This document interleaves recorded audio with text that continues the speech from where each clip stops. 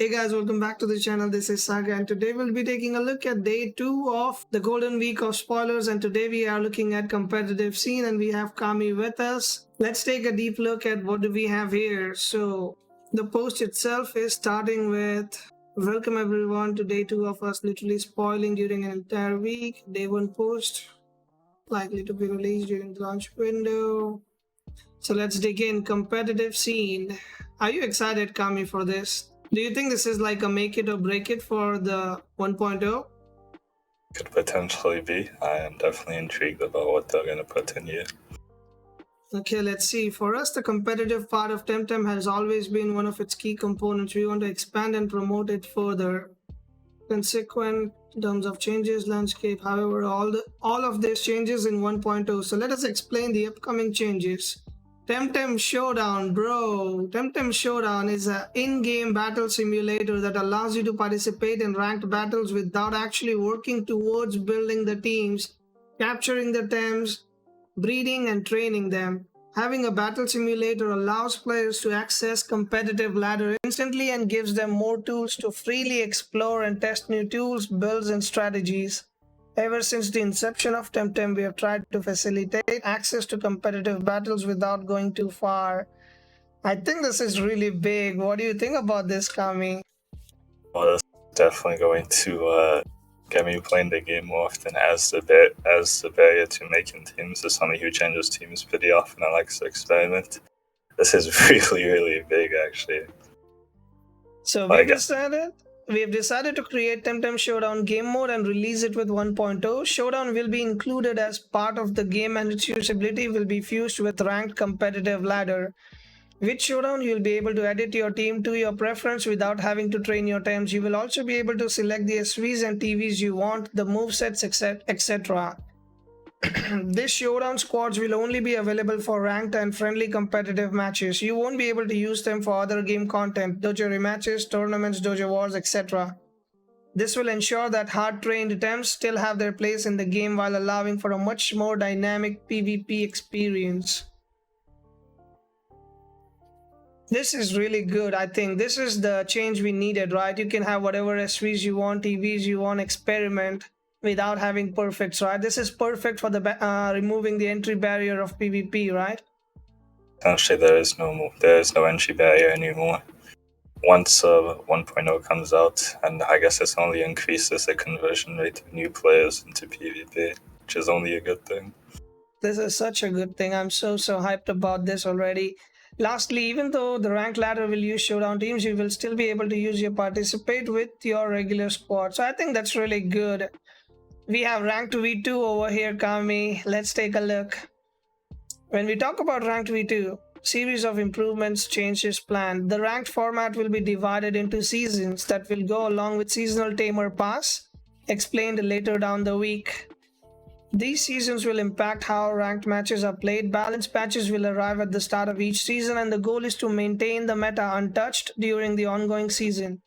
Hiding the TMR in game. What do you think about this? I don't really... That's a weird one. I mean, if it's an option, but like, some people would like to showcase that, I guess. But it's a good thing. But it's also, I would hope it's an option. It's like, you know what I'm saying? Like, you can hide it or like showcase it.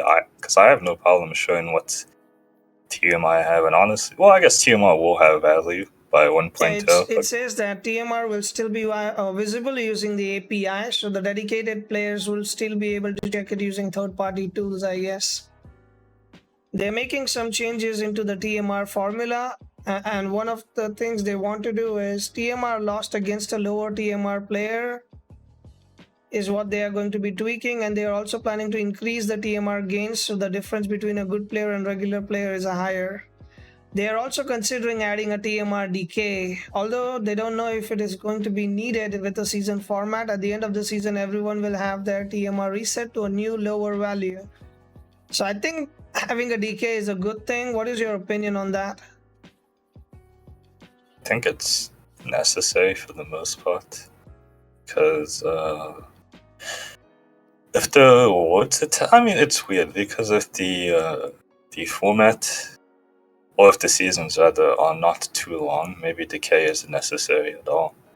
So it depends on how long the seasons are. But if the seasons are short, then That's I guess fair. if you can hit rank 1 in like a week, and you don't have to touch the game anymore for the next 4 weeks. But also that sounds pretty weird as well, because you can essentially lock in a really high rank and never touch the game again for the entirety of the season. So I would like decay, but I can see the argument for not wanting it. That's fair.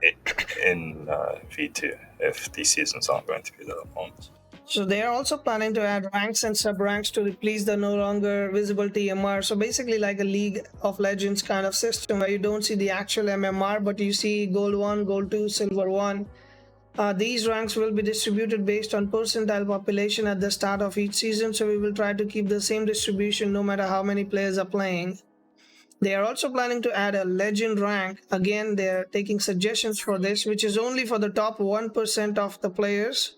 This rank will have an internal ladder in which you will see your relative place amongst the other legend players. So for example, the third best player in terms of TMR would be legend number 3. I think it's a really good competitive change as well, right? It is giving someone a bragging right to have, you know? The internal ladder is interesting because that's, I don't know if it's weird because I'm assuming if you hit legend rank, you might not be able to fall out of it. No, you do. As soon as there's someone else who climbs to legend and gets to the 100 spot, if you're the last one, then you go out, is how it works, I believe. If I'm not wrong, because that's how it works in most of the games, and I would assume that it's the same case, right? If someone else enters into legend and you're the person who's at 100, then you will be the one that drops down and he comes up. Legend rank, well, I guess it's based off a percentile and not a number you hit. I mean, it says here that the top 1 percentile of players will reach. And then I think I just read somewhere that it was only 100 people.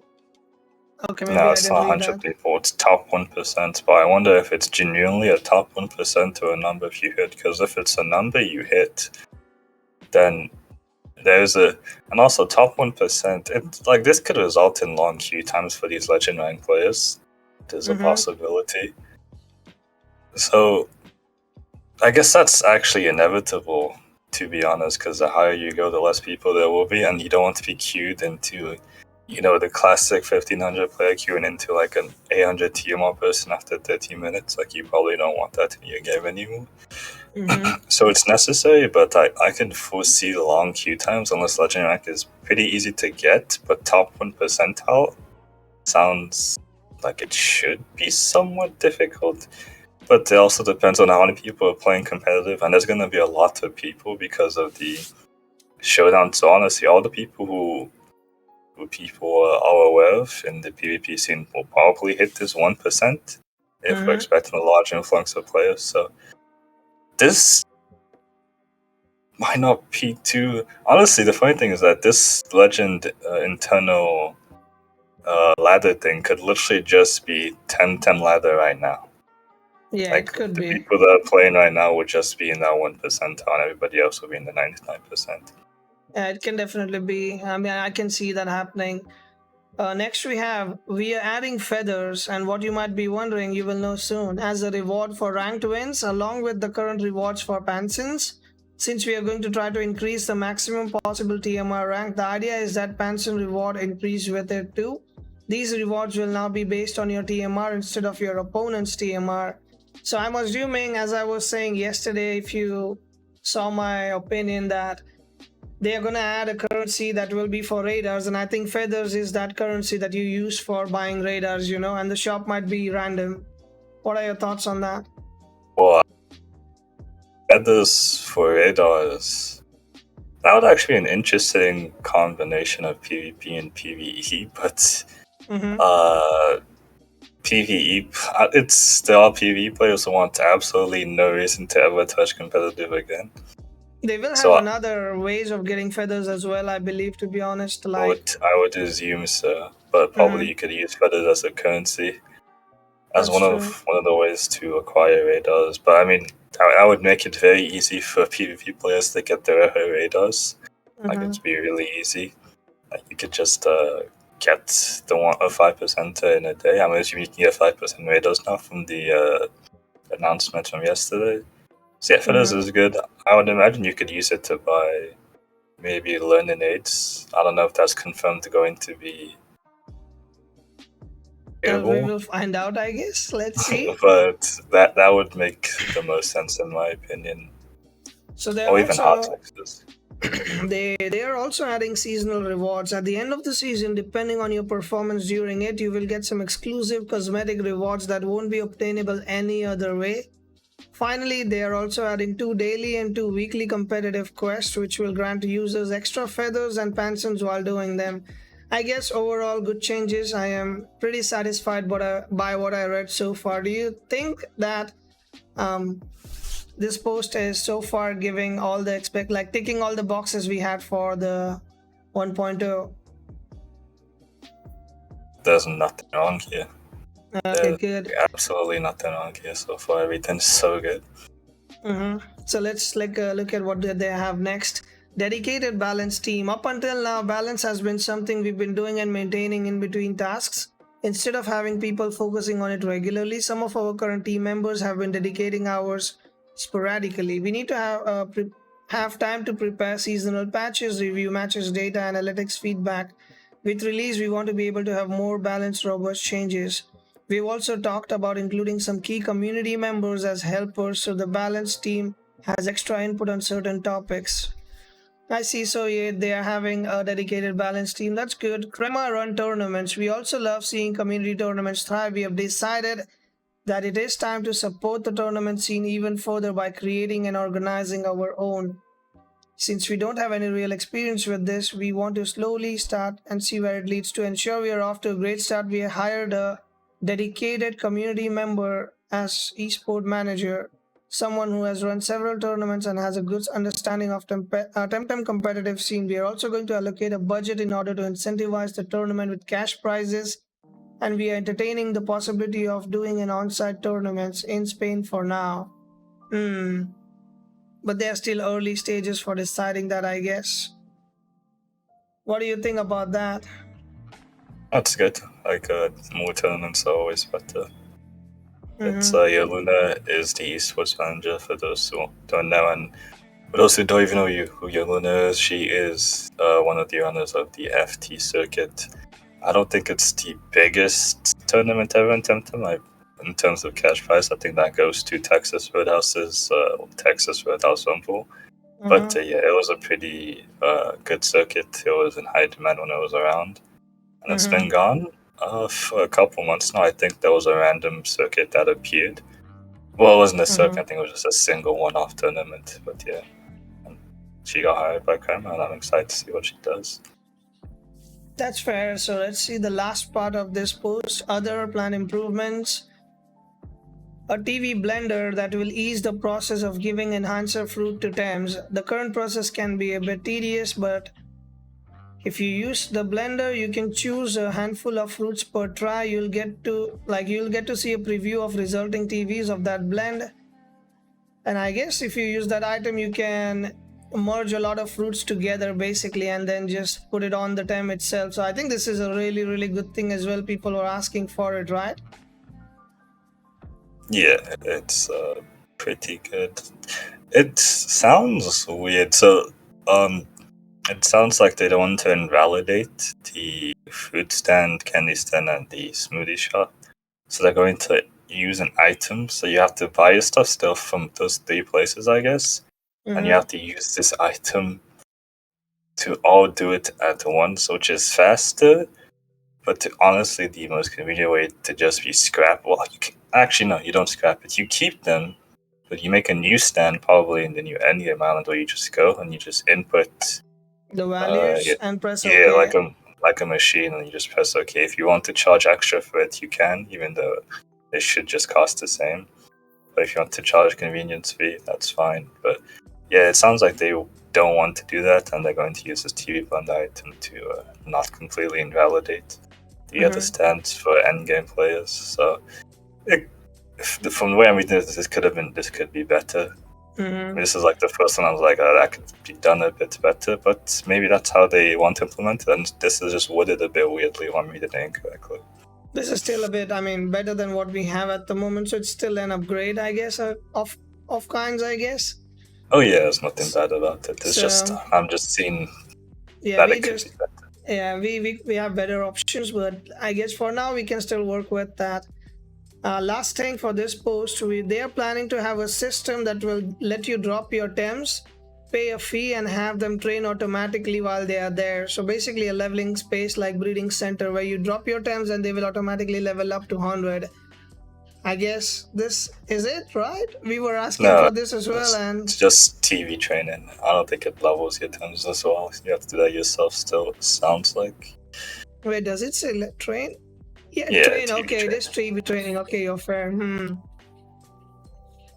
increasing the XP by 50% on shrines already means that, it's gonna be fast. So I think this is still fine. I am quite excited for this as well. It's nothing bad. It's good. It's a good thing to have, but this is not coming at 1.0. It's a thing that is long in the future, I guess. So honestly, you probably never have to touch this place if you only ladder. Yeah, probably. You just need Tems with egg moves, and you can just, with the new changes, man, this is really good. Like this, September 6th cannot come sooner, because this patch is insane. I wish this whole patch note or teaser got released last patch, and there would be no way I would have dropped the game or taken a break from it at this point in time, because this is really, really good stuff. So that's it for day 2. See you tomorrow. Share some insight on Premium Store and Tamer Pass. So I think tomorrow we get all the details regarding this so-called Premium Store and Tamer Pass. I'm excited to see what do they implement in Tamer Pass, because in terms of how do you gain XP, is it like normal gameplay? Everything you do is gonna give some XP, or you get exclusive quests to see what's happening? But do you have any closing notes for this post itself, or you're just hyped now and you wished that this came earlier so that people would have considered it twice? I wish it came earlier. This would have done wonders for the game if this came earlier. But the game is still in a healthy spot. I'm not going to deny that fact. But yeah, this teaser there's nothing, there's no negative on this teaser. Everything is actually insanely positive. As you can see, the image here showcases a possible battle animation. Yeah. Yes. Which is something that was probably expected. No, it looks like we're not going to get any new stadiums or battle arenas, which is...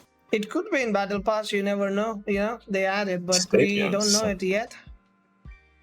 That would be interesting. I guess, well, maybe we could suggest it to them. But yes, this looks great. No downside so far. Okay, that would be it for day 2, guys. Me and Kami will be coming back tomorrow at the same time. It will be uploaded as well on YouTube. So we will catch you guys tomorrow. Have a great one and stay safe, everyone.